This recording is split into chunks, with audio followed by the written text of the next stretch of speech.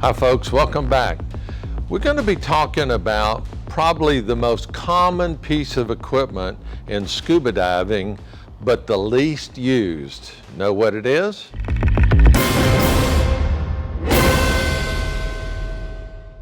In this video, what I'm going to show you is a couple of weeks ago, we were over at one of the local training facilities down there doing some video, and there were some divers down there, and it appeared like these were maybe an instructor, I don't know, with some students, or these may be just some divers down there, and they decided to do some practice on the out of air scenario. So this video is only 8 seconds long. Now I slowed it down so it's about 15-18 seconds long, and I'm going to show that to you first when I get done talking here. I'm going to show you that first with some little notes and stuff, and then I'm going to, with the help of a couple of friends, I'm going to help walk you through a air sharing exercise. And appreciate you watching the whole thing. I think you're going to get a lot out of it, especially if you haven't practiced air sharing in quite some time.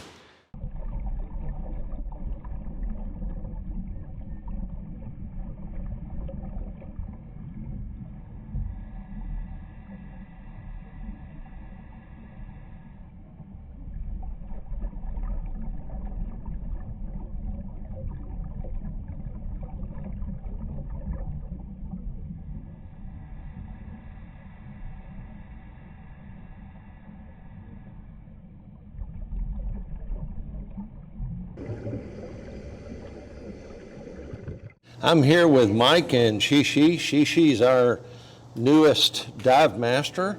Mikey, you guys may recognize him from some of our other videos. He's Mikey the instructor. And what we're going to do is we're going to simply walk through the proper use of the octo, better known as alternate air source.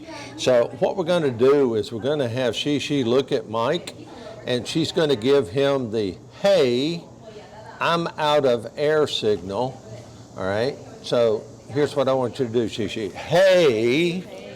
All right, so you notice she's moving her hands, both hands, not just waving at him with one hand, because if she does that just one-handed, just do it one-handed and see what Mike does. All right, he's just going to wave back at you and say hello, okay?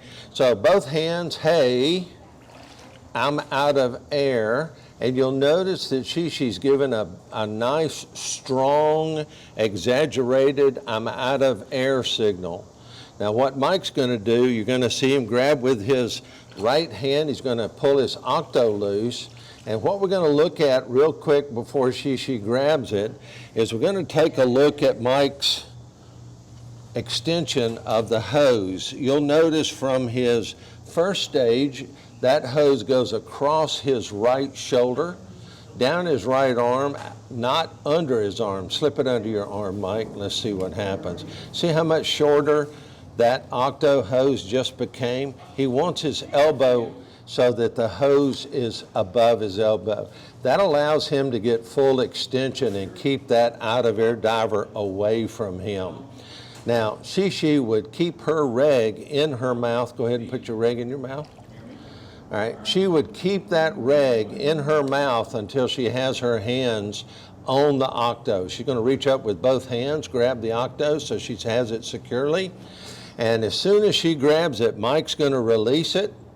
Mike's going to release it. He's going to reach forward with his right hand, and he's going to lock in. At this point, Shishi can actually spit out her reg or remove it and drop it because she doesn't need it anymore. She's going to put Mike's octo in her mouth and begin breathing off of it. At this point, she's going to also reach forward and hook up into Mike's shoulder strap. Now, sometimes you guys go ahead and go into a Roman handshake, wrist-to-wrist handshake.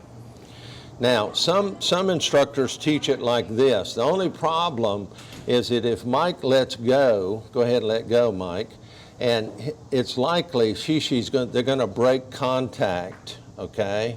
Now, if Mike reaches forward and puts his hand on Xi-Xi's shoulder strap, and Xi-Xi does the same thing, now Mike let go, they're still connected, all right?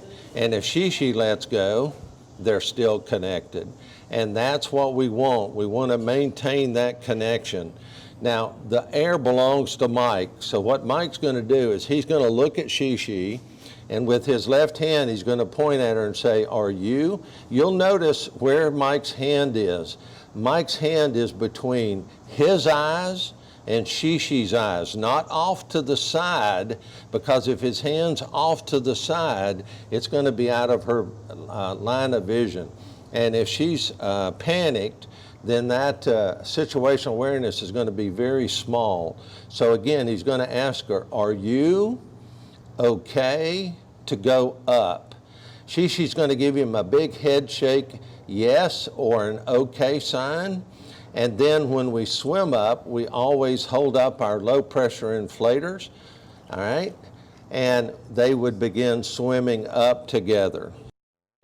So that's a really good example right there of air sharing, air sharing. And you'll notice, Mike, hold up your octo there so we can see it real good. Mike's got a side breather octo, and we spoke about that. And so when he presents that, there really is no true up or down. But the beauty of that particular ABS octo is when he puts his hand on it, like we discussed before, it's already in that perfect presentation position, all right? And we're gonna kind of look down, and I'm gonna zoom in on Xi-Xi's. Pull that loose down there, Xi-Xi. Now reattach it. Xi-Xi has the magnetic octo holder, and pull it loose again and put it back again. That's really good, okay? All right, guys, thank you very much. Appreciate you doing that little demo. Xi-Xi, okay? Very good, thanks, guys. Not too long ago in a dive master class, I asked one of my dive master students, and her husband happened to be sitting there, and I asked him how long they'd been diving, 13 years, and we were getting ready to go over use of the octo, and I asked them when was the last time they had practiced deploying and accepting and donating an octo, and their answer was 13 years ago. I was shocked. So if anything, if you don't get anything, you don't watch any more of this video, please practice your out of air scenarios. Do it in the pool, do it on one of your open water dives. If you're new here, and I've got a whole list of the new subscribers, and I really appreciate you guys subscribing. If you haven't subscribed before, please hit that subscribe button. Also, if you like this video, hit that like button over there. And if you'd like to leave some comments below, I appreciate it. Thanks for watching.